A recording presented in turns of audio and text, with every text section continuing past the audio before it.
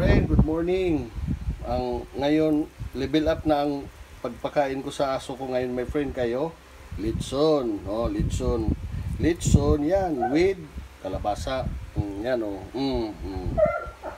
Kasi nag-request yun si Thor na mandirigma na sabi niya, baka pwede 2 kilo litson lang daw, daddy. So yan, pakainin ng litson. Ganyan, my friend, pag may alaga kang aso, kailangan ibigay mo rin kung anong gusto nila. Minsan gusto natin ang sa atin, pero kung minsan pakainin din sila ng litson. Pinapakain nga nato. Ayan, panit ng litson yan, my friend. Yan, mga litson yan. Yan, litson, mga ano yan, my friend, ha? Mga unod yan. Laman-laman yan, my friend. Tingnan mo, my friend. Binili pa namin to kasi request nga niya. Yan, tingnan mo naman, my friend. Puro yan litson. Tapos kalabasa. Hindi talaga mawala ang gulay sa pagpakain ng aso, my friend. Kasi yan lang din ang buhay nila. Pagkatapos, i-mix yan, my friend. Aray, ang init, my friend. Sige. Mix yan natin, my friend. So, yan na, my friend. Nahalo na lahat. So, kailangan din natin, my friend, ihalo yung litson at saka kalabasa kasi para maano lahat. Alam mo ba, my friend, pag nagpapakain ka ng mga gulay sa aso, yung waste product nila kunti lang, hindi marami.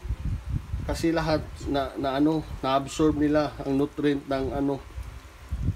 So, minsan lang, my friend, minsan lang yung litson. Dapat once a month or twice a month ang litson nila. Okay.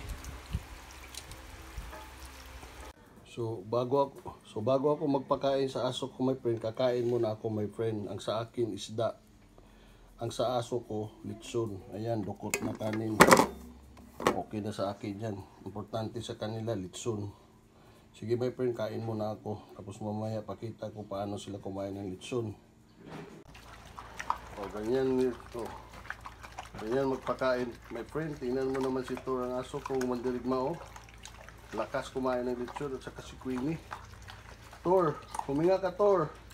Harap, daddy. Harap. Salamat ka na. Kakain ka ng litson. Minsan lang yan. Thank you, daddy. Ikaw, Queenie.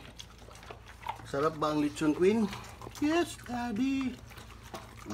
Sige. Kain na ng kain. Minsan lang yan eh. Uy, Thor. Huminga ka, Thor. Sarap, daddy. Kalabasa with litson. Tapos alam niyo, my friend, pag nagpakain tayo ng aso, my friend, kailangan may gulay. Kasi ang waste nila, my friend, kunti lang. Kasi halos lahat ng kinakain nila napupunta lahat sa katawan nila, walang nasasayang.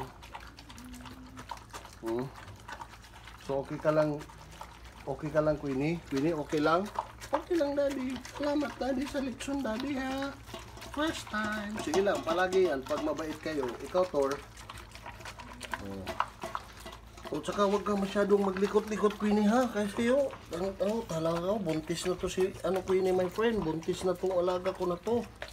Kasi ito, boyfriend niya, si Thor, ang mandirigma. Yung Great Dane ko. Queenie, buntis na. Okay. Tingnan natin yung tiyan mo, Queenie, be. Ayan. Palaki na, malapit na siya, my friend. Okay. Kain lang ng kain. Kain lang ng kain kayo, ha. Okay. Yun lang, my friend. Bye-bye.